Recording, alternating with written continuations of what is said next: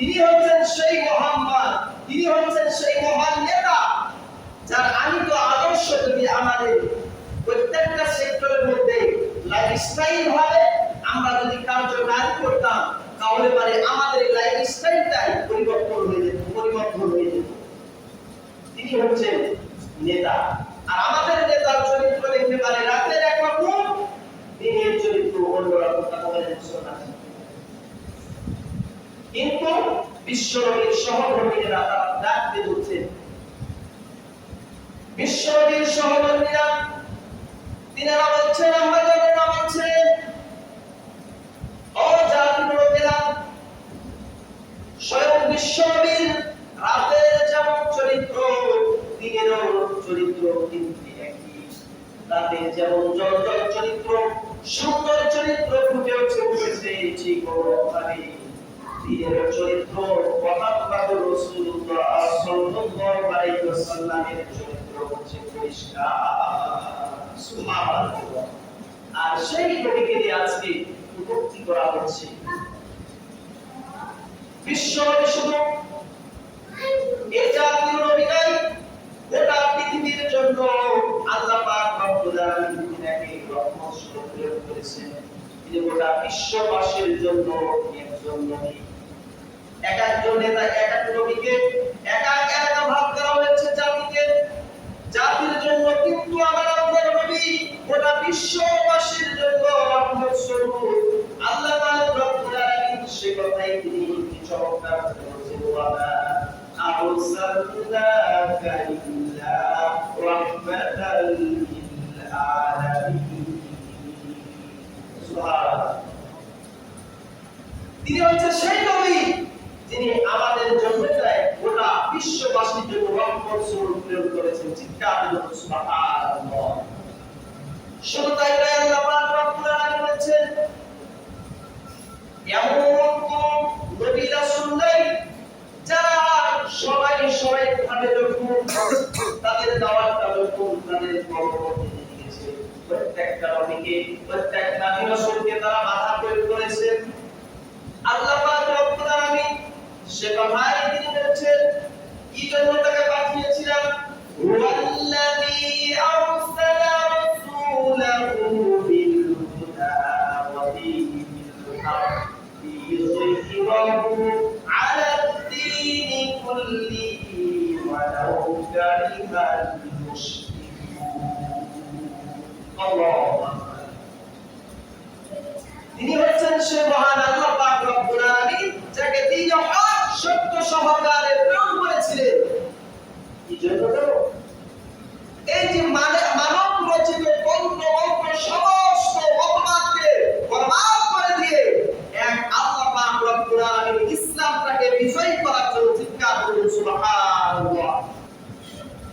আল্লাহ রব্বুল আলামিন এইভাবে করে এক এক করে তিনি তার কথাগুলো বর্ণনা করছেন। তিনি বলছেন, ওয়ালাকাদ বা'আথনা ফি কুল্লি উম্মাতির রাসূলান আন ই'বুদুল্লাহা ওয়াজতানিবুত তাগুত।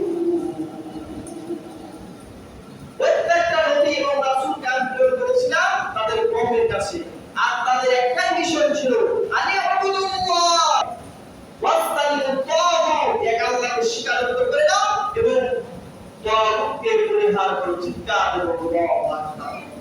যখনই এই মিশনটা, এই কালিমাটা যখনই বিশ্বনবী দিতে গেলেন, তখন ওই সাময়িকভাবে তার উপর ঝাঁপিয়ে পড়া হলো।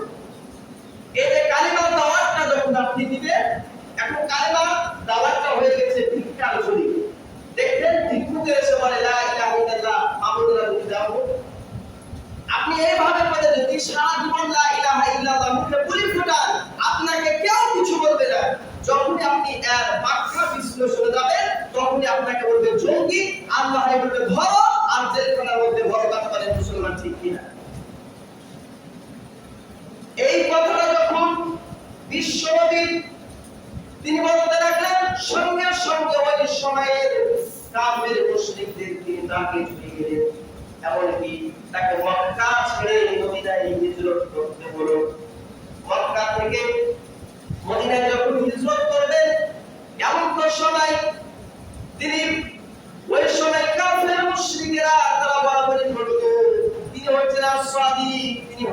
সত্যবাদী, তিনি হচ্ছে আমানতদার। কিন্তু যখন এই কালেমার দাওয়াতটা দিতে গেল, সঙ্গে সঙ্গে কাফের মুশরিকদের তিনি বলে গেলেন তাকে তিনাকে আর মক্কায় থাকা হবে না। তিনাকে বিভিন্ন ভাবে ষড়যন্ত্র করা হলো, তার উন্নয়নের মধ্যে আইন প্রয়োগ করা হলো, বিশ্ব নবীকে হত্যা করা হবে, এইরকম চক্রান্ত শুরু হয়ে গেল। সঙ্গে সঙ্গে আল্লাহ পাক রব্বুল আলামিন হযরত জিবরাইল আলাইহিস সালামের মাধ্যমে দিয়ে জানিয়ে দিলেন, বলো এই আপনাকে আর মক্কায় থাকা হবে না, আপনি মদিনায় হিজরত করেন। বিশ্বনেতারা কি করলেন? মক্কা ছেড়ে মদিনায় হিজরত করতে যাবেন, রাতের আধারে চলে যাবেন। এমন সময় বিশ্বনবী হযরত আলী রাদিয়াল্লাহু তাআলা আনহুকে ডাকতে বলে, আলী রে, এই কাফের মুশরিকেরা আমাকে দেশ থেকে পরিত্যাগ করার জন্য কত আমাকে ষড়যন্ত্র করেছে, কিন্তু এই কাফের মুশরিকদের আমানত টাকা পয়সা সবকিছু আমার কাছে আছে আমানত হিসাবে। আমি যদি এগুলো নিয়ে চলে যাই, তাহলে তারা বলবে বিশ্বনবী দেখো কত নেমখারাম ছিল, তার কাছে আমরা বলতাম আমানতদার, অথচ সে আমানতের খেয়ানত করেছে। এইভাবে করে বিভিন্ন ধরনের সমালোচনা করত। অথচ আলী, এই যে আমি আজকে এখান থেকে মক্কা ছেড়ে মদিনায় হিজরত করব, অথচ তুমি আমার এই জায়গার মধ্যে যতগুলো মক্কার কাফেররা যতগুলো সম্পদ সয় সম্পদ আছে, অর্থ সম্পদ আছে, এগুলো তুমি এগুলো পাহারা দাও। যখন কাফের মুশরিকরা চলে আসবে, সঙ্গে সঙ্গে তাদের আমানতগুলো তুমি বুঝিয়ে দিতে হবে। সুবহানাল্লাহ, বুঝিয়ে দেবে। তিনি বিশ্বনবী চলে যাচ্ছেন, যাইতে যাইতে হযরত আবু বকর রাদিয়াল্লাহু তাআলা আবুর দরবারে চলে গেলে একবার আস্তে করে ডাকলেন, আবু বকর। সঙ্গে সঙ্গে লাব্বাইকা রাসূলুল্লাহ লাব্বাইক। বিশ্বনবী বললেন, আবু বকর তুমি কি ঘুমাবে? আমি মাত্র একবার ধোঁকা দিয়েছি, তোমাকে ডাক দিয়েছি, সঙ্গে সঙ্গে তুমি লাব্বাইক বলে হাজির করলেন। ইয়া রাসূলুল্লাহ সাল্লাল্লাহু আলাইহি ওয়াসাল্লাম, আপনি অনেক আগেই আমাকে হিজরত করার কথা বলেছেন। আমি সেই 1 মাস আগ থেকেই আমি ওঠ দিতে আসি। এই দরকার মধ্যে আমি এইভাবে পিঠটাকে হারাম দিয়ে ঘুমাই, না জানি বিশ্বনবী কখন আমাকে ডাক দেয়। আর যদি বিশ্বনবী আপনাকে যদি আপনার ডাকে যদি আমি সাড়া না দিই, তাহলে কাফের মুশরিক হয়তো আপনাকে শেষ করে দিবে। আর কিয়ামতের ময়দানে কি আল্লাহ পাক রব্বুল আলামিন আপনাকে দাঁড় করাবেন। এইভাবে করে বিশ্বনবী রাহমাতুল আলামিন আবু বকরকে নিয়ে চলে যাচ্ছেন। যেতে যেতে হযরত আবু বকর রাদিয়াল্লাহু আনহু বিশ্বনবীর একবার ডান দিকে যাচ্ছে, একবার বাম দিকে যাচ্ছে, একবার পিছনে যাচ্ছে, একবার সামনে দিকে যাচ্ছে। বিশ্বনবী লক্ষ্য করলেন আবু বকর একবার ডান দিকে ফিরছে, আবার বাম দিকে ফিরছে, আবার সামনে দিকে ফিরছে, আবার পিছন দিকে ফিরছে। বিশ্বনবী বললেন, আবু বকর তোমার কি হয়েছে? তুমি একবার ডানে যাচ্ছ, একবার বামে যাচ্ছ, একবার পিছনে যাচ্ছ, একবার সামনে যাচ্ছ, কি হয়েছে তোমার?